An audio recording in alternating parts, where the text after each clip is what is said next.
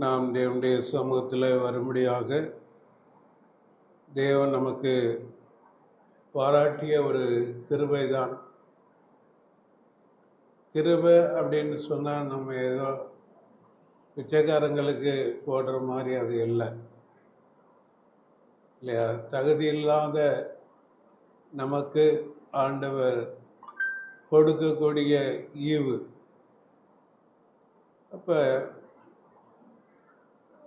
பிள்ளைகள் கர்த்தரால் கொடுக்கக்கூடிய ஈவு என்று சொல்லி நாம் வாசிக்கிறது போல அது எவ்விதமாக ஈவாக இருக்கிறதோ அதே போல கிருபையாக ஆண்டவர் நமக்கு கொடுக்கக்கூடிய ரட்சிப்பினால் நாமும் தேவனுடைய பிள்ளைகள் என்கிற ஈவை நாம் என்ன செய்கிறோம்? பெற்றுக்கொள்கிறோம் இல்லையா? அதனால் கிடைச்சிருக்கிற சிலாக்கியம் நமக்கு என்ன அப்படின்னா அவருடைய பிள்ளை. அதுதான் ஒரு பெரிய பாக்கியம். நம்ம பிச்சை போடுறது அப்படி இல்லை, அதோடு முடிஞ்சிடும். அதனால் நம்ம அப்படி நினைக்கக்கூடாது. இப்போ அது மட்டும் இல்லை, நாம் இன்றைக்கு அவருடைய பிள்ளையாக இருக்கிற நாம் எப்படி நடந்து கொள்ளணும் அவருடைய பிள்ளையா அப்படின்னு சொல்லிட்டு நாம் என்ன செய்யலாம்? சிந்திக்கலாம். 1 பேதுரு 1ஆம் அதிகாரம் 14 17 வரைக்கும் யாராகிலும் சத்தமாக வாசிங்க. 14 17 வரைக்கும் 1 பேதுரு 1ஆம் அதிகாரம்.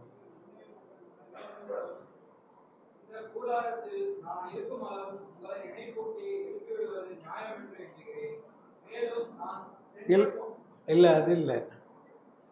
1 பேதுரு கேட்கலையோ?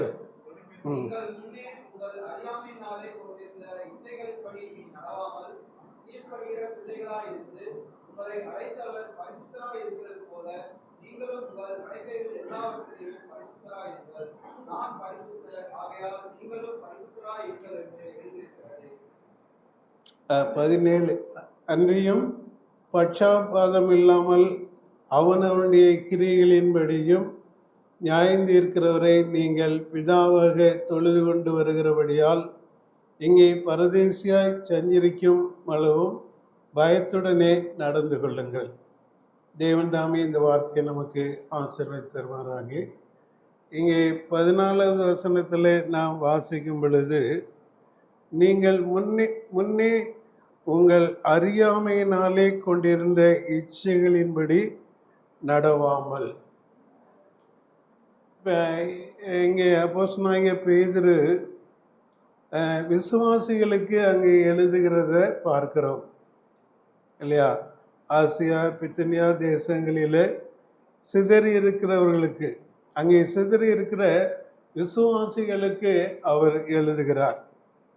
அப்போ இங்கே ஆவியானவர் அவர்களுக்கு ஞாபகப்படுத்துகிறது என்ன அப்படின்னு சொன்னால், அவங்களுடைய வாழ்க்கையில் அந்த ஆரம்பத்தில் இருந்த விசுவாசம் குறைபட்டு கொண்டு வருகிறதுனால அவங்களுடைய நடக்கை சரியில்லாமல் போகிறது. அப்போ பழைய நிலைமைக்கு, பழைய பாவம், பழைய சுபாவம், பழைய எண்ணங்கள், இப்படி இதெல்லாம் அவங்களுக்குள்ளே மறுபடியும் உருவாகிறதை அறிந்த ஆவியானவர் அங்கே அப்போஸ்தலனாகிய பேதுரு மூலமாக அவங்களுக்கு ஞாபகப்படுத்துகிறதை பார்க்கிறோம். நீங்கள் முன்னே உங்கள் அறியாமையினாலே கொண்டிருந்த இச்சைகளின்படி, முதல்ல அறியாமையினால, தேவனை அறியாத ஒரு நிலைமையில, ஏற்றுக்கொள்ளாத ஒரு நிலைமையில நீங்க இப்படிப்பட்டவங்களாக பாவத்திலும் அக்கிரமத்திலும் தேவனுக்கு பிரியமில்லாத காரியத்திலையும், தேவனுக்கு பிரியமில்லாத நினைவுகள், தேவனுக்கு பிரியமில்லாத நடக்கையிலே நீங்கள் நடந்து கொண்டிருந்தீர்கள். ஆனால் இன்னுமே அப்படி என்ன செய்யக்கூடாது? நடக்கக்கூடாது இல்லையா? இன்னுமே அப்படி நடக்கக்கூடாது. இப்போ நம்மளை கூட பார்த்துக்கலாம். அன்றைக்கு நான் எப்படி இருந்த ஆண்டவரை ஏற்றுக்கொள்ள முன்னாடி, இப்போ நான் ஆண்டவரை ஏற்றுக்கொண்ட புதுசில் எப்படி இருந்தேன், இப்போ நான் எப்படி இருக்கேன், அது காலப்போக்கில் நம்முடைய வாழ்க்கையில் அது என்ன செய்யுது, வரக்கூடியதான் இருக்கு அப்படின்னு பார்க்கிறோம். ஒருவேளை நான் அப்படியெல்லாம் இல்லை அப்படின்னு சொல்லலாம். உண்மையாகவே தேவனுடைய சமூகத்தில் நம்மளை நிறுத்தி பார்ப்போம் அப்படின்னா, அன்றைக்கு நான் எவ்வளோ வைராக்கியமாக இருந்தேன், எவ்வளோ வாஞ்சியாக இருந்தேன், என் ஆண்டவருக்கு என்று எப்படி நடந்தேன், இன்னைக்கு நான் எப்படி இருக்கேன் அப்படின்னு சொல்லி நம்ம பார்க்கலாம். அப்போ இங்கே தான் அங்கே சொல்கிறாங்க அப்போஸ்தலனாகிய பேதுரு, நீங்கள் அப்படி நடக்காதீங்க. சரி, எப்படி தான் நடக்கணும்? அதை தான் சொல்கிறாங்க பாருங்க. 15வது வசனத்தில் வாசிக்கிறோம், உங்களை அழைத்தவர் பரிசுத்தராய் இருக்கிறது போல நீங்களும் உங்கள் நடக்கையில் எல்லாவற்றிலும் பரிசுத்தராயிருங்கள். சரி, அப்போ நம்ம எப்படி நடக்கணும் அப்படிங்கிறத அங்கே ஆவியானவர் நமக்கு சொல்லி கொடுக்கிறத பார்க்கிறோம். அப்போ எப்படி நடக்கணும்னு சொல்லி கொடுக்காரு அப்படின்னு பார்க்கிறப்ப, நம்மளை அழைத்தவர் பரிசுத்தர் இல்லையா? நம்மளை அந்த காலத்திலிருந்து ஆச்சரியமான ஒளிக்கு அழைத்தவர் பரிசுத்தர் இல்லையா? ஏன் அப்படின்னா, அவர் பரிசுத்தராகவே இருந்தார். ஏன் பரலோகத்தில் கேருபீன்கள் சேராபீன்கள் அவரை தொழுது கொள்கிறது எப்படி தொழுது கொண்டார்கள் என்று சொன்னார், சேனைகளின் கர்த்தர் பரிசுத்தர் பரிசுத்தர் என்று ஓயாமல் துதித்தார்கள். அப்போ இந்த உலகத்தில் அவர் அவதரித்ததும் பரிசுத்த ஆவியானவராலே அவர் உற்பவிக்கப்பட்டார் இல்லையா? உன்னிடத்தில் பிறக்கிறது பரிசுத்தமாயிருக்கும் இல்லையா? அவர் பரிசுத்த ஆவியானவராலே உற்பவிக்கப்பட்டார். அடுத்து நாம் பார்க்கிறோம், அவருடைய வாழ்க்கையெல்லாம் பரிசுத்தம் இல்லையா? அவருடைய பேச்சுகள் இல்லையா அவ்வளவு ஞானமாக இருந்தது. ரொம்ப நீங்கள் கொஞ்சம் அதை யோசித்து பார்ப்பீங்க அப்படின்னா ரொம்ப ஆச்சரியமாக இருக்கும். அதனால தான் அன்றைக்கு சேவர்கள் சொன்னாங்க, அவர் பேசுனது போல யாரும் பேசுனதில்லை. அப்போ வேதவர பரிசேயருக்கு கோபம் வந்துருச்சு. நீயும் யூதனா அப்படின்னு நீயும் அவரை பின்பற்ற ஆரம்பிச்சிட்டீங்களா அப்படின்னு கேட்குறாங்க. இப்போ அவ்வளவு அவர் பரிசுத்தமாய் வாழ்ந்தார், பரிசுத்தமாய் பேசினார், பரிசுத்தமாய் நடந்தார். அவருடைய பரிசுத்தமான இரத்தத்தை சிலுவையில் சிந்தி நம்மை பரிசுத்தத்திற்கென்று மீட்டு கொண்டார், பரிசுத்தத்துக்காக அழைத்திருக்கிறார். நம்ம நிறைய சமயங்களில் மறந்துடுறோம், நான் ஆண்டவர் என்னை எதுக்காக அழைச்சிருக்கிறாங்க அப்படின்னு சொல்லி. இப்போ ஆண்டவர் என்னை அழைச்சிருக்கிறது பரிசுத்தத்திற்கென்று. பரிசுத்தம் அப்படின்னா நம்ம அடிக்கடி கேட்டிருக்கிறோம், பிரித்தெடுக்கப்பட்ட ஒரு பிரித்தெடுத்தல் இல்லையா? அப்ப நம்ம பிரித்தெடுக்கப்பட்ட ஒரு வாழ்க்கை வாழணும். முன்னே நம்முடைய துர்க்கிரிகளினால நாம் தேவனுக்கு அந்நியராக இருந்தோம். நம்ம நடக்கை தேவனுக்கு பிரியமில்லாத ஒரு நடக்கையாக இருந்தது. ஆனால் ஆண்டவராக இயேசு கிறிஸ்துவை ஏற்றுக்கொண்ட உடனே நாம் ஒரு புதிய சிருஷ்டியாக மாற்றப்பட்டோம். அப்ப பரிசுத்தத்திற்கென்று அவர் நம்மை அழைத்திருக்கிறார். அதனால அவர் பரிசுத்தராக இருக்கணும் அப்படின்னு தான் விரும்புகிறார். பிரித்தெடுக்கப்பட்ட வாழ்றோமா? இன்றைக்கு உலகம்தான் நமக்குள்ள வந்திருக்குங்க. இன்றைக்கு வாலிபர்கள் மத்தியில் பார்க்கிறப்ப எகிப்தின் கலாச்சாரம் அந்த எகிப்தியர்கள் தான் என்ன செஞ்சாங்க, பெண்களும் நல்ல நகை அணிஞ்சாங்க, ஆண்களும் நகை அணிஞ்சாங்க. அதுக்கப்புறம் நம்ம அதை என்ன செய்யல பார்க்கல. ஆனால் இன்றைக்கு விசுவாசிகள் அப்படின்னு சொல்றாங்க, ஆண்டவர் சொல்றாங்க வெள்ளியினாலும் பொன்னினாலும் அலங்கரிக்காத அப்படின்னு சொல்றாங்க. ஆனால் அன்றைக்கு மட்டும்தான் இவங்க அலங்கரிச்சுக்கிட்டு வராங்க. ஏன் தகுதியான வஸ்திரம் உடுத்தி கொண்டு வரக்கூடாதா? அல்லது இப்படிதான் அலங்கரிச்சுட்டு வரணும் அப்படின்னு சொல்லியிருக்கா? அது எகிப்தின் கலாச்சாரம் இல்லையா? எகிப்தியர்கள் அப்படிதான் என்ன செஞ்சாங்க, அலங்கரிச்சுக்கிட்டு இருந்தாங்க. அதனாலதான் அதையெல்லாம் வாங்கி எகிப்தில் இருந்த எபிரேயர்களும் என்ன செஞ்சாங்க, அதெல்லாம் போட்டுக்கிட்டு வந்தாங்க. அவங்களும் போட்டிருந்தாங்க, இரவலுக்கு அவங்கள்ட்ட இருந்தெல்லாம் வாங்கிக்கிட்டு வந்தாங்க. அது கடைசிக்கு எது செய்யறது கொடுத்தாங்க தெரியுமா? விக்கிரக ஆராதனையா தான் மாறிச்சு. சரியா? அதனால தயவு சொல்றேன், வாலிப சகோதரர்கள், நீங்க நகை சபைக்கு வர்றப்ப மட்டும் அணிஞ்சுக்கிட்டு வர்றது எனக்கு அவ்வளவு விருப்பம் இல்லை. ஆண்டவரும் அதுல விருப்பப்பட மாட்டாங்க. நம்ம எப்பவுமே அணிஞ்சுக்கிட்டு இருக்கிறோமா? இல்ல. சபைக்கு வர்றப்ப மட்டும்தான். அது தகுதியானது இல்லை. மற்ற நீங்க ரோமர்களது நிருபத்தில் பார்க்கிறப்ப தகுதியா இருக்குமா அப்படின்னு பார்க்கணும்.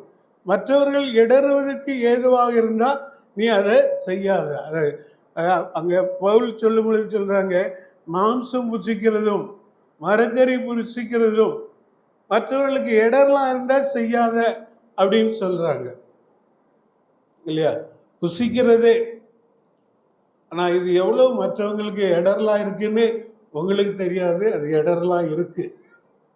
அதனால செய்ய விட. சகோதரிகளை பற்றி நான் சொல்றதுக்கு எது இல்லை. அது அவங்களுடைய சொந்த விருப்பம். அது நம்முடைய தமிழருடைய பண்பாடாக இருக்கிறதுனால அதை பற்றி நான் பேச விரும்பலை. சரி, அப்போ இதனால நாம் அழைக்கப்பட்டதை மறந்துடுறோம் இல்லையா?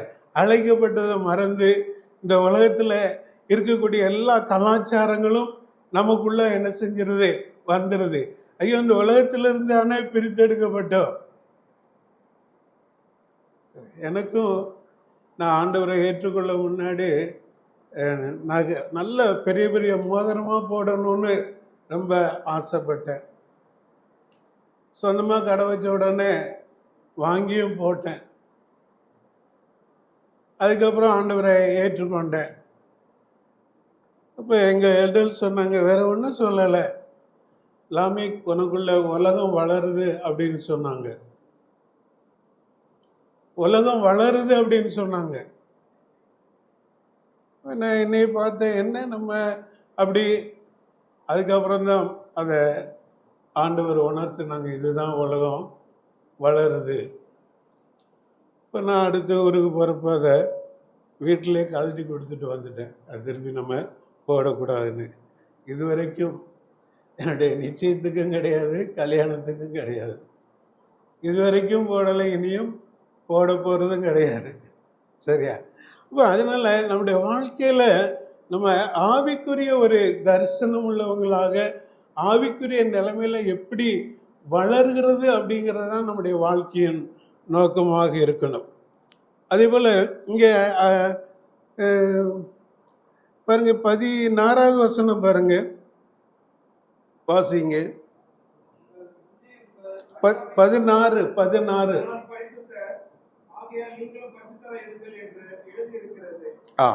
இங்கே ஆண்டவர் சொல்றாங்க, அப்போஸ்தலனாகிய பேதுரு அங்கே பழைய ஏற்பாட்டில் உள்ள காரியத்தை அங்கே மேற்கோள் காட்டி சொல்கிறத நாம் பார்க்கிறோம்.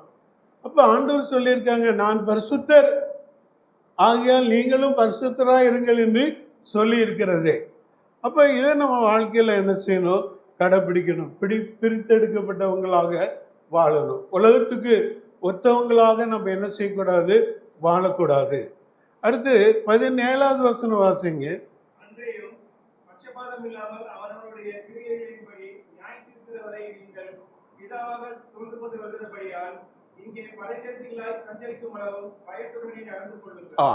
இங்கே நாம் தொழுது கொள்ளுகிற ஆண்டவர் எப்படிப்பட்டவர்?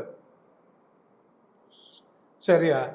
நம்ம சாதாரணமாக இங்கே என்ன செஞ்சிடறோம் அப்படின்னா, ஏதோ ஒரு ஹால் இருக்கு, அதில் ட்ரம்ஸ் இருக்கு, மைக் இருக்கு, அந்த பாய் கூட ஆல்டரில் தான் இருக்குது. அது கூட நமக்கு விக்கிரக ஆராதனையாக மாறிடக்கூடாது. அது கூட ஒருத்தருக்காச்சும் எங்கேயாச்சும் எடுத்து வைக்கணும் அப்படிங்கிற ஒரு எண்ணம் கூட கிடையாது. அது கூட இங்கே தான் இருக்குது. சரியா? நம்ம அப்பம் விற்கிற இடம், இது செய்தி கேட்குற இடம், இது அது எல்லாமே அதுக்குரிய இடத்தையும் அது பிடிச்சிக்கிறது. அது அவ்வளவு நல்லா இல்லை அது அங்கே இருக்கிறது. சரி, அப்போ இப்போ நம்ம என்ன பார்க்கிறோம் அப்படின்னு சொன்னோம்னா, நாம் என்ன பட்சபாதம் இல்லாமல் நியாயம் தீர்க்கிறவரை நாம் தொழுது கொள்ளுகிறோம் இல்லையா? அப்போ நமக்கு ஒரு நியாய தீர்ப்பு இருக்கு அப்படிங்கிறத நம்ம மறந்துடக்கூடாது. அப்ப நம்மளை நியாயம் தீர்க்கிறவர் பட்சபாதத்தோடு செய்ய மாட்டார். இன்றைக்கு நியாயாதிபதிகள் கூட நீதிபதிகள் கூட பட்சமா தீர்க்கிறாங்க அப்படிங்கிறத கேள்விப்படுகிறார். ஆனா அன்றைக்கு அந்த கேள்வி கூட பட முடியாது. ஏன்னா அவரு பட்சபாதம் இல்லாமல் நியாயம் தீர்க்கிறவர் இல்லையா? அப்போ அவரை தான் நம்ம என்ன செய்யறோம்? தொழுது கொண்டு விட்டு வர்றோம். அப்ப அதனால அப்பேற்பட்ட தேவனை நீங்க தொழுது கொள்ளுகிறதுனால இந்த உலகத்துல இல்லை என்ன வாசிக்கிறோம் அப்படின்னா, இங்கே பரதேசிகளாய் சஞ்சரிக்கும் வரைக்கும் பயத்துடனே நடந்து கொள்ளுங்கள். அப்ப இந்த உலகத்துல தான் நம்ம வாழ்றோம், பரதேசிகள் பாடுறோம். இப்ப அந்த பாட்டு பாடுறதில்லை. நாம் பரதேசிகள் சிலுவை பாதைகள். சிலுவை பாதையில பரதேசிகள் தான் சிலுவை பாதையில நடக்க முடியும். சரியா? பரதேசிகள் தான் சிலுவை பாதையில நடக்க முடியும். அப்ப இங்க இந்த உலகத்துல நம்ம வாழ்கிற சமயத்துல பரதேசிகள், அன்னைக்கு தேவனுடைய பிள்ளைகள் தாங்கள் அந்நியரும் பரதேசிகளும் என்று சொல்லி அறிக்கையிட்டு விசுவாசத்துல வாழ்ந்தார்கள். இன்னைக்கு நாம் தேவனுடைய பிள்ளைகள் தான் இல்லையா? நம்முடைய அறிக்கை எப்படி இருக்கு? நாம் இந்த உலகத்துல அந்நியர்னு சொல்றோமா, அல்லது இந்த உலகத்துக்கு ஒட்டி கொண்டு ஒத்தவர்களாக இருக்கிறோம் அப்படின்னு சொல்றோமா, அல்லது நாம் பரதேசிகள் அப்படின்னு சொல்றோமா, இல்லை இந்த உலகத்துல நிச்சயமா வாழக்கூடியவங்க அப்படின்னு சொல்லி நினைக்கிறோமா? ஓகே, அப்போஸ்தலனாகிய பேதுருவுக்கு ஆவியானவர் அங்கே சிதறி இருக்கிற விசுவாசிகளுக்கு எழுதுகிற சமயத்துல நீங்க இனி பழைய நிலைமைக்கு போகாதீங்க, அதிலிருந்து தேவன் உங்களை பிரித்தெடுத்திருக்கிறார், அவர் பரிசுத்தராய் இருக்கிறது போல நீங்களும் பரிசுத்தராய் இருக்கணும் அப்படின்னு சொல்லி இருக்கிறார். அதனால அவர் உங்களை ஒரு நாளிலே நியாயம் தீர்ப்பார். அவர் பட்சபாதம் உள்ளவர் அல்ல. ஊழியக்காரன் அப்படிங்கிறதுக்கு ஒரு சலுகையும், விசுவாசி அப்படிங்கிறதுக்கு ஒரு சலுகையும், மூப்பர்கள் அப்படிங்கிறதுக்கு ஒரு சலுகையும் அப்படிங்கிறதே கிடையாது இல்லையா? பட்சபாதம் இல்லாமல் நியாயம் தீர்க்கிறவர். அதனால நீங்க என்ன செய்யணுமா? பயத்துடனே நடந்து கொள்ளுங்கள். பயம் நமக்கு எப்பவுமே இருக்கணும். ஏன்னா தேவனுடைய சமூகத்தில் வந்தாலே நம்ம பயப்படுறதில்லை. அப்புறம் எப்படி மற்ற நேரத்தில் நம்ம பயபக்தியா இருப்போம்? ஆண்டவர் நம்மளை பார்த்து, உங்களையும் என்னையும் பார்த்து ஆண்டவர் எச்சரிக்கிறது என்ன அப்படின்னா, நீங்க பயத்துடனே நடந்து கொள்ளுங்கள். நமக்கு நியாய தீர்ப்பு இருக்கிறது. அவனுடைய கிரியைகளின்படி அவனுக்கு பலன் அளிக்கப்படும் ஆண்டவர் சொன்னவர். அந்த நமக்கு நம்முடைய கிரியைகளின்படி நியாய தீர்ப்பும் என்ன செய்யறாங்க? கொடுக்குறாங்க. சரியா? நமக்கு நியாய தீர்ப்பிற்கு அப்படிங்கிறத நம்ம மறந்துடக்கூடாது. அதனால நாம் எப்படி நடந்து கொள்ளணும் அப்படின்னா, பயத்தோடு கூட நடந்து கொள்ளணும். தெய்வ பயம் எனக்கும் உங்களுக்கு இருக்கணும். நம்முடைய வாழ்க்கையில் அது இருக்கணும். இல்லை அப்படின்னா நாம் தேவனுடைய பிள்ளைகள் இல்லை. அதனால தேவனுடைய சமூகத்திலையும் நாம் தெய்வ பயத்தோடு கூட நடந்து கொள்ளணும். இங்கே ஒரு 2.5 மணி நேரம் நம்ம இருப்போம். அப்படி உள்ளே வந்துட்டோம் அப்படின்னாலே நம்முடைய எல்லாமே மாறிடணும். பொதுவாக எந்திரிச்சு தண்ணி குடிக்கன்னு போகிறது, பாத்ரூம் போகிறது, அப்படி போய் வெளியே சுற்றி பார்த்துட்டு வர்றது, ரிலாக்ஸ். என்னைக்கு 2 மணி நேரம் இருக்க முடியாதா? ஒரு நாளைக்கு ஆண்டவர் அறியாத காலத்தில் சினிமாவில் எத்தனை மணி நேரம் இருந்தோம்? 3 மணி நேரம் இருந்தோம். இல்லையா? 3 மணி நேரம் இருந்தேன், இன்னைக்கு தான் 2:30 மணின்னு நினைக்கிறேன். ஆனால் நம்ம 2:30 மணி நேரம் ஆண்டவருடைய சமூகத்தில் அமைதியாக பயபக்தியோடு கூட அவரோடு கூட தொடர்பு உள்ளவர்களாக நம்ம இருக்கணும் அப்படின்னு ஆண்டவர் விரும்புகிறார். அதனால பயத்துடனே நடந்து கொள்ளுங்கள். ரெண்டாவது, 1 பேதுரு 2ஆம் அதிகாரம் 12வது வசனத்தை வாசிங்க. புறஜாதிகள் உங்களை அக்கிரமக்காரர் என்று விரோதமாய் பேசும் விஷயத்தில் அவர்கள் உங்கள் நற்கிரியைகளை கண்டு அவற்றின் நிமித்தம் சந்திப்பின் நாளிலே தேவனை மகிமைப்படுத்தும்படி நீங்கள் அவர்களுக்குள்ளே நல்நடக்கை உள்ளவர்களாய் நடந்து கொள்ளுங்கள் என்று உங்களுக்கு புத்தி சொல்லுகிறேன். இங்கேயும் ஆவியானவர் நமக்கு சொல்லக்கூடிய புத்தி என்ன அப்படின்னு சொன்னோம்னா, நம்ம புறஜாதியார்கள் மத்தியில தான் வாழ்ந்து கொண்டு இருக்கிறோம் இல்லையா? நம்ம பரலோகத்தில் வாழலை. நம்ம பரலோகத்தில் வாழலை. நானும் நீங்களும் புறஜாதியார் மத்தியில தான் வாழ்கிறோம். புறஜாதியார் நம்மளுடைய நடக்கையை பார்த்து ஒரு நாளில் நமக்கு விரோதமாக குற்றம் சாட்டுவார்கள். நம்ம மறந்துடுறோம். அவங்க தான் நரகத்தில் இருப்பாங்க, அவங்க நரகத்தில் பாதாளத்தில் தானே இருப்பாங்க, நம்ம பரலோகத்தில் தானே இருப்போம். அப்போ அவங்க என்ன சொல்லுவாங்க, அவங்களுக்கு நமக்கு எந்த சம்பந்தமே இருக்காது அப்படின்னு நினச்சிக்கிறோம். ஆனால் அவங்க நம்மளை குற்றம் சாட்டுவாங்க. இவன் பரலோகத்தில் இருக்கிறதுக்கு சொல்லுங்க தகுதி இல்லை. ஏன் அப்படின்னா இவனுடைய வாழ்க்கை இப்படி இருந்தது இல்லையா? விசுவாசின்னு சொன்னாங்க, ஆனா இவங்களுடைய வாழ்க்கை எப்படி இருந்தது? ஒரு நாள் கூட எனக்கு சொல்லலை அப்படின்னு கூட சொல்லுவாங்க. ஒரு நாள் கூட எனக்கு ஒரு எந்த நற்செயலும் உதவிகளும் செய்யல. ஒரு நாள் கூட எனக்கு ஒரு மாதிரியாக என்னுடைய வாழ்க்கை இருந்தது இல்லை. எங்களை போலதான் இருந்தாங்க, எங்களை போலதான் வாழ்ந்தாங்க, எங்களை போலதான் பேசினாங்க, எங்களை போலதான் நடந்துக்கிட்டாங்க. இப்ப மட்டும் அவங்க எப்படி பரலோகத்து போக தகுதி? இப்ப நாங்க அங்க வரக்கூடாதா? இல்லைன்னா அவங்களை கேளுங்க போடும் பாருங்க, அப்படி குற்றம் சாட்டுவாங்க.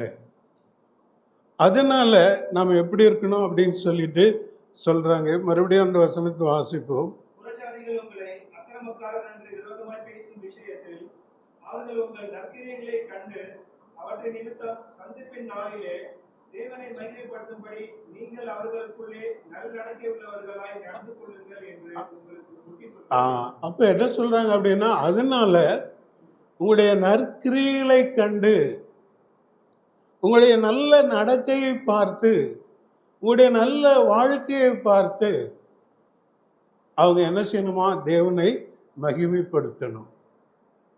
அவன் அங்க இருக்கிறதுக்கு தகுதி, அங்க இருக்கிறதுக்கு தகுதி. அன்றைக்கு கூட ஆண்டவராகிய இயேசு கிறிஸ்துவிடத்தில் யூதர்கள் ஒரு ரிக்வெஸ்ட்டுக்கு போனாங்க. அப்போ அவங்க சொன்னாங்க, இந்த 100க்கு அதிபதி நமக்கும் தேவாலயங்களை கட்டி கொடுத்துருக்கிறான், அதனால நீங்கள் அவனுக்கு உதவி செய்யுங்க அப்படின்னு சொல்லிட்டு அங்குள்ள யூதர்களே ஆண்டவராகிய இயேசு கிறிஸ்துவிடத்தில் சொன்னாங்க. ஏன்னா அவனுடைய நற்கிரியைகளை பார்த்து. அதே போல் தெபரால் இல்லை, அந்த டெய்லரிங் எல்லாம் தச்சு கொடுத்தாங்க. தொற்கால் இறந்துட்டாங்க.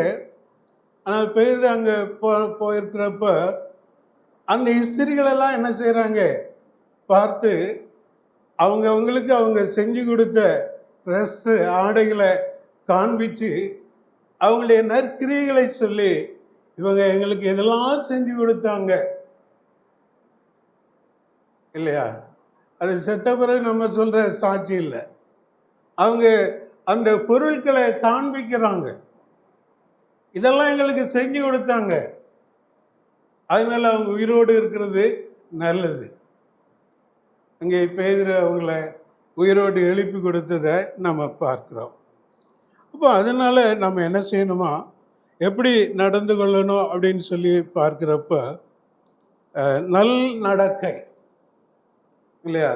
முதலாவது நம்ம பார்க்கிற சமயத்தில் நம்ம எப்படி நடந்து கொள்ளணும் அப்படின்னு சொல்லி பார்க்கிறப்போ பயத்துடனே நடந்து கொள்ளணும், தேவனுக்கு பயந்து நடக்கணும். ரெண்டாவது நல் நடக்க உள்ளவர்களாக இருக்கணும். யார் மத்தியில்? உலகத்தார் மத்தியில் நல் நடக்கை உள்ளவர்களாக இருக்கணும். ஏதோ ஆண்டவரை ஏற்றுக்கொண்ட, ஆராதிக்கிறேன், அப்பமிக்கிறேன், ஊழியங்களுக்கு போகிறேன், அதனால் பரலோகத்துக்கு போயிடுவேன் அப்படின்னு நம்ம நினைக்கக்கூடாது. ஆண்டவர் அதுக்காக நம்மளை அழைக்கலை இல்லையா? அதுக்காக நம்மளை அழைக்கலை அப்படின்னா அன்றைக்கி கல்லனை அழைச்ச மாதிரி என்ன செஞ்சுருக்கலாம்? சாக போகிற நேரத்தில் நம்மளை மீட்டு கொண்டு இருக்கலாமே. சரி, இதோட நீ பரலோகம் வந்துடு. அவனுக்கு அதான் நேரம் இருந்தது. அதுக்கப்புறம் அவன் வாழ்றதுக்கு நேரம் இல்லை. அதனால ஆண்டவர் சொல்லிட்டாங்க, இன்றைக்கே என்னோட கூட பரதேசில் இருப்பான், இல்லைன்னா அங்கே சிலுவையில் அவன் மறித்து நரகத்துக்கு தான் போகணும். அந்த ஒரு வாய்ப்பு. ஆனால் ஆண்டவர் நமக்கு நல்ல வாய்ப்புகளை கொடுத்துருக்கிறாங்க, ஜீவனை கொடுத்துருக்குறாங்க, நம்முடைய தேவைகளை எல்லாம் சந்திச்சிருக்கிறாங்க. இன்றைக்கி வெளியில் எவ்வளோ மக்கள் என்ன செய்கிறாங்க? கஷ்டப்படுகிறாங்க. ஒருவேளை ஆகாரத்துக்கு கஷ்டப்படுற குடும்பங்கள் உண்டு. 3 வேளை சாப்பிடக்கூடிய சாப்பிட கூட இல்லாத நிலைமையில் இருக்காங்க குடிகார குடும்பங்கள். சகோதரிகள் இங்கே ரொம்ப சந்தோஷப்படணும் இல்லையா? எத்தனை குடிகார குடும்பங்களை பார்க்குறோம். சம்பாரிச்சிட்டு குடிச்சிட்டு வந்து வீட்டில் அடி உத சூதாட்ட குடும்பங்களை பார்க்குறோம் இல்லையா? குடும்பத்தை விட்டுட்டு இன்னொரு குடும்பம் வச்சுட்டு விட்டுட்டு போகிற குடும்பங்களெல்லாம் பார்க்குறோம் இல்லையா? அப்படியெல்லாம் இல்லாதபடிக்கு ஆண்டவர் எனக்கு நல்ல கணனை கொடுத்தீங்களே அப்படின்னு சொல்லி ஆண்டவருக்கு நீங்கள் ஒவ்வொரு நாளும் நன்றி சொல்லணும். அவங்கள உற்சாகப்படுத்தணும். விழுந்து போகிறதுக்கு எவ்வளோ நாள் ஆகும்? எத்தனை நிமிஷம் ஆகும்? ஒரு நிமிஷத்தில். அன்றைக்கி ஒரு ஊழியக்காரர் தான், ஆமாம், ஒரு ஊழியக்காரர் எங்கள் வீட்டுக்கு வந்திருந்தாங்க. அப்போ ஊழியக்காரங்களே சொல்கிறாங்க, சில ஊழியக்காரங்களை சொல்லி அவங்க சாகிற வரைக்கும் இந்த பாவத்திலே மரிச்சு போனாங்க அப்படின்னு சொல்லி. விசுவாசிகளை சொல்லலை, ஊழியக்காரங்களே. ஆனால் எல்லாருக்கும் மறைச்சி நல்ல பிரசங்கம் பண்ணுறது இல்லையா? இதெல்லாம் பார்த்த உடனே மக்கள் அதை தான் நம்பினாங்க. ஆனால் அவங்களுடைய வாழ்க்கையில் மறைவான பாவங்கள், மரிக்கிற வரைக்கும் அந்த பாவத்திலே இருந்து மரித்து போயிருக்கிறாங்க. விசுவாசிகள் தவறுவதுக்கு எவ்வளோ நேரம் ஆகும்? இந்த உலகம், இந்த எதிராளி அவர்களை சுற்றிட்டு வரலையா இல்லையா? நான் ஆண்டவருக்கு அதிகமாக நன்றி சொல்லுவேன் அடிக்கடி. ஏன்னா அப்படிப்பட்ட ஒரு சூழ்நிலை எல்லாருக்கும் உண்டு, எனக்கும் இருந்தது. ஆனாலும் ஆண்டவர் என்னையெல்லாம் அற்புதமாக பாதுகாத்தாங்க. அதான் நான் சொல்லுவேன், ஆண்டவருடைய சமூகத்தில் சொல்கிறேன், அற்புதமாக என்னை பாதுகாத்தாங்க. இப்படிப்பட்ட எல்லா தீமைகளுக்கும். சரியா? வாலிபனாக இருந்த காலத்திலையும் வியாபாரியாக இருந்ததுனால அநேகரால் வஞ்சிக்கப்படுவதற்கு ஏதுவானேன். ஆனாலும் ஆண்டவருடைய கிருபையினால யோசேப்பு போல ஓடி போக வேண்டியதாக இருந்தது. சரி, இப்போ அதனால இதெல்லாம் ஒரு சாதாரணமாக நான் இன்னைக்கு நிற்கிறேன் அப்படின்னு சொல்லுங்க, எத்தனை பேர் விழுந்து போயிருக்கிறாங்க. நமக்கு தெரிய பெரிய பெரிய ஊழியக்காரங்களுடைய வாழ்க்கையில் வீழ்ச்சி இல்லையா? பாலாஜி லாரி அப்படின்னு சொல்லி பார்க்குறோம். அவங்க செய்தியெல்லாம் போய் கேட்டிருக்கிறேன். அவ்வளோ பெரிய கூட்டம் வரும். ஆனால் அவங்க நிலைமை பின்னாடி என்னாச்சு? இந்த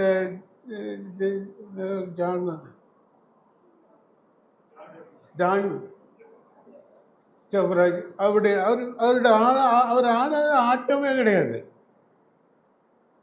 சரியா? எப்படி ஆகிப்போச்சு. அதனால இப்படி நம்ம இன்னும் நிறைய சொல்ல முடியும். அதை சொல்லி உங்களுடைய விசுவாசத்தை கெடுக்க விரும்பலை. அதனால நம்ம ரொம்ப ஜாக்கிரதையாக என்ன செய்யணும், நடக்கணும்.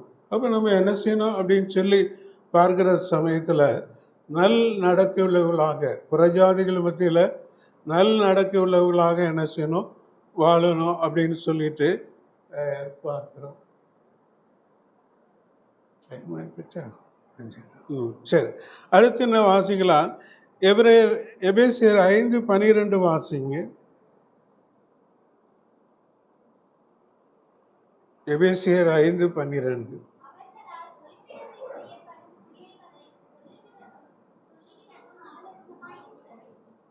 இல்லை, எபேசியர் 5:2. நான் 12 சொல்ல 5:2.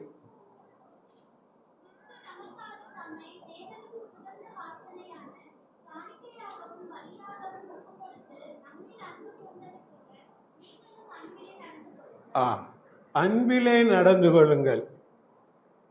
இந்த அன்பு எப்படிப்பட்ட அன்பா இருக்கணும், அதுதான் இங்க என்ன சொல்றாங்க.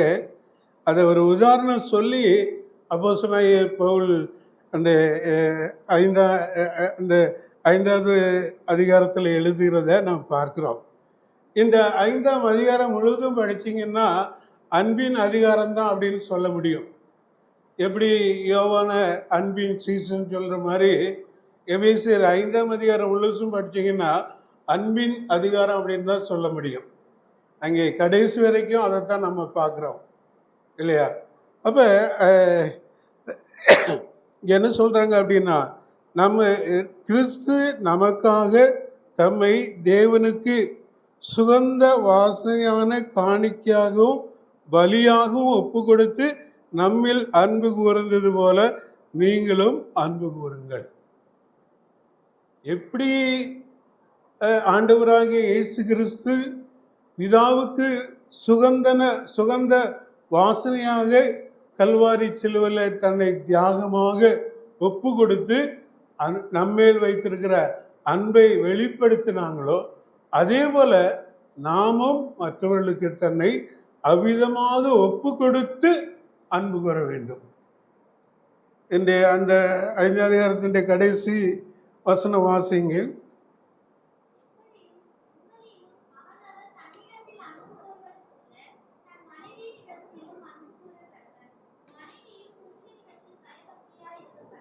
அப்போ இங்கே என்ன பார்க்கிறோம் அப்படின்னா, இந்த அன்பு அந்த ஆரம்பத்தில் 2வது வசனத்திலிருந்து அந்த அன்பு குறித்து எழுதிட்டு வராங்க. அப்போ மனைவியிடத்தில் புருஷன் அன்பு கூற வேண்டும், மனைவி புருஷனிடத்தில் பயபக்தியாக இருக்க வேண்டும். சரியா? இந்த ரெண்டும் அன்பினாலே செய்யப்படக்கூடிய காரியம்தான். அப்போ இங்கே நம்முடைய அன்பு எப்படி இருக்கணும் அப்படின்னு சொன்னா, ஒரு தியாகமான அன்பாக இருக்கணும். நம்ம எல்லாரையும் நம்ம தியாகத்தோடு கூட நேசிக்கக்கூடியவங்களாக இருக்கணும். இன்னைக்கு அன்னை திரேசா அவங்கள பற்றி நிறைய சொல்லுவாங்க இல்லையா? அவங்களுடைய அன்பு, அந்த பிள்ளைங்களை அவ்வளோ நேசித்ததுனால ஒரு வியாபாரி இடத்துல போயிட்டு அவங்க அதுக்கு உதவி கேட்டிருக்கிறாங்க. அவங்க எல்லாம் கேட்டுட்டு கடைசியாக கையை நீட்டி இருக்கிறாங்க, துப்பிட்டு இருக்கிறாங்க. அப்போ அந்த அம்மா சொன்னாங்களாம், இது எனக்கு, என் பிள்ளைகளுக்கு நீ ஏதாவது கொடு. அடுத்த கை நீட்டினாங்களாம், இது எனக்கு, நீ பிள்ளைகளுக்கு கொடு அப்படின்னு. பாருங்க, அவங்களுடைய அந்த அன்பு எவ்வளோ ஒரு தியாகம் இல்லையா? பிள்ளைகளுக்காக தன்னை தியாகம் பண்ணுறாங்க, அந்த அனாதை பிள்ளைகளுக்காக. இப்போ அதே மாதிரி நம்முடைய அன்பும் தியாகம் உள்ளதாக என்ன செய்யணும், இருக்கணும். ஏதோ சும்மா நான் அவங்களெல்லாம் நேசிக்கிறேன். நான் கூட இப்போ யோசித்தேன், இப்போ ஆலன்பால் பீஸ் கட்டலை அப்படிங்கிறத நம்ம கேள்விப்படுறோம். அதனால் காலேஜ் போக முடியல. அவங்களுடைய அனுமதி இல்லாமல் தான் நான் சொல்கிறேன். ஒருவேளை நாமும் எவ்வளோன்னு கேட்டு ஆளு கொஞ்சமாக கொடுத்து அவனை ஃபீஸ் கட்டி காலேஜ் போக வைக்கலாமே அப்படிங்கிற ஒரு எண்ணம் எனக்குள்ள வருது. ஒருவேளை அது ஆண்டோடைய சித்தமாக இருந்தால் நீங்கள் அதுக்குன்னு என்ன செய்யலாம், உதவி செய்யலாம். கேட்டு அவன் காலேஜ் போகிறதுக்குரிய உதவிகளை நம்ம என்ன செய்யலாம். அப்போ இப்படிப்பட்ட ஒரு தியாகமான அன்பு நமக்கு என்ன செய்யணும், இருக்கணும். அப்போ இதில் தான் நம்முடைய அன்பை நம்ம என்ன செய்ய முடியும், பார்க்க முடியும். நாம் எவ்வளோ பேர் அந்த குடும்பத்தை நேசிக்கிறோம், அவனை எப்படி நேசிக்கிறோம், அவன் ஆண்டவருக்குள்ளே வரணும் அப்படின்னு ஜெபிக்கிறது உண்மைதானா அப்படிங்கிறதையும் நம்ம வாழ்க்கையில் கண்டுகொள்ள முடியும். சரி, அதுக்கப்புறம் நம்ம பார்க்குறோம் வெளிப்படுத்தின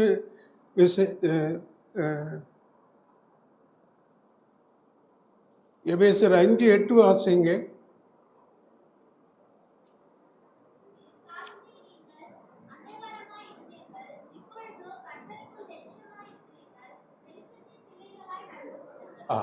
இங்கே நாம் பார்க்கிறோம் வெளிச்சத்தின் பிள்ளைகளாக நடந்து கொள்ள வேண்டும்.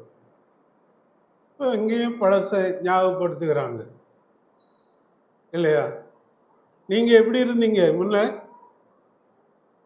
எப்படி இருந்தீங்க? அந்தகாரமா இருந்தோம். இருளுதான் இருந்தது. என்ன இருள் இருந்தது? பாவ இருள் இல்லையா? பாவ இருள் சூழ்ந்த வாழ்க்கை தான் நம்முடைய வாழ்க்கை. இன்றைக்கு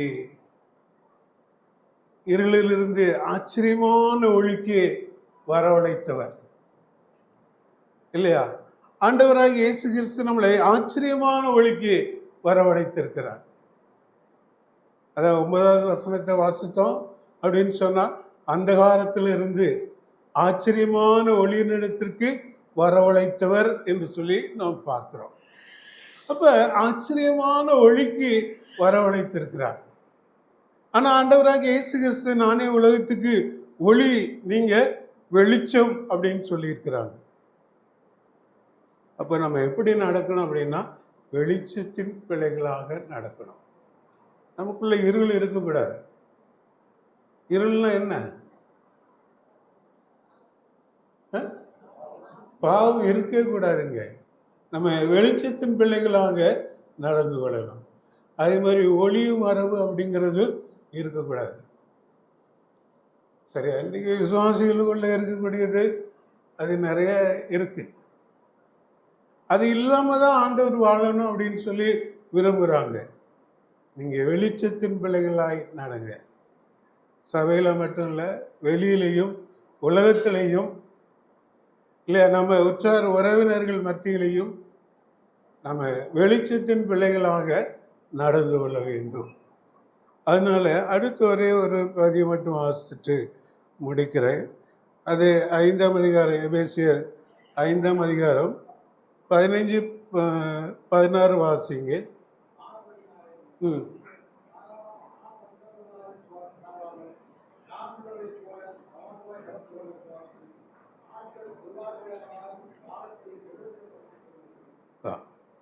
இங்கே நாம் என்ன பார்க்கிறோம் அப்படின்னு சொன்னா, நம்ம ஞானமற்றவர்களாக நடக்கக்கூடாது இல்லையா? ஞானமற்றவர்களாக நடக்கக்கூடாது. அதான் பார்க்கிறோம். ஆனபடியினாலே நீங்கள் ஞானமற்றவர்களைப் போல நடவாமல் ஞானம் உள்ளவர்களைப் போல கவனமாய் நடந்து கொள்ளணும் இல்லையா? ஞானம் இல்லாமல் நடக்கக்கூடாது. ஏன்னா ஆண்டவராக இயேசு கிறிஸ்து நமக்கு ஞானமா இருக்கிறாங்க. அதே யாக்கோபு 1:17 வாசிங்க.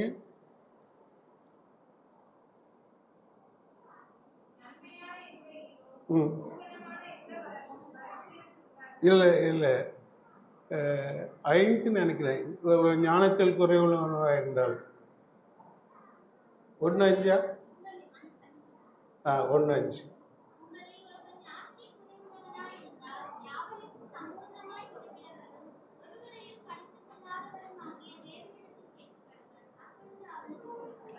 அப்போ நமக்கு ஞானம் வேணும்னா இயேசு கிறிஸ்துவே நமக்கு ஞானமாக இருக்கிறாங்க. சரி, அப்படி இல்லைன்னாலும் எனக்கு ஞானம் வேணும்னா சம்பூர்ணமாய் கொடுக்கிறவர் நம்ம கூட பிள்ளைகளை கடிஞ்சு கொள்ளுவோம். ஒரு 1க்கு 2 3 நேரத்துக்கு மேலே அப்புறம் கேட்டால் நம்ம என்ன செய்வோம்? பிள்ளைகளை கடிஞ்சு கொள்ளுவோம். ஆனால் நம்ம எத்தனை நேரம் கேட்டாலும் எவ்வளோ கேட்டாலும் சம்பூர்ணமாய் கொடுக்கிறவர், சம்பூர்ணமாய் கொடுக்கிறவர். அவரிடத்துல கேட்டு நம்ம எப்படி நடந்து கொள்ளணும் அப்படிங்கிற ஞானத்தை ஒவ்வொரு நாளும் அவரிடத்துல கேட்டு என்ன செய்யலாம்? பெற்றுக்கொள்ளலாம். சரியா? அப்போ அதனால் நம்ம எப்படி நடக்கணும் அப்படின்னு சொல்லி பார்க்குறப்ப ஞானம் மற்றவர்களாக நடக்கக்கூடாது. அதே நேரத்தில் நம்ம கவனமாக நடக்கணும், கவனமாக நடக்கணும். சரியா? கவனமாக நடக்கணும் அப்படின்னு சொன்னால் நான் ஒரு 2 காரியத்தை உங்களுக்கு ஞாபகப்படுத்துகிறேன். சென்னையில் சேறு சகதி இருக்காதுன்னு நினைக்கிறேன்.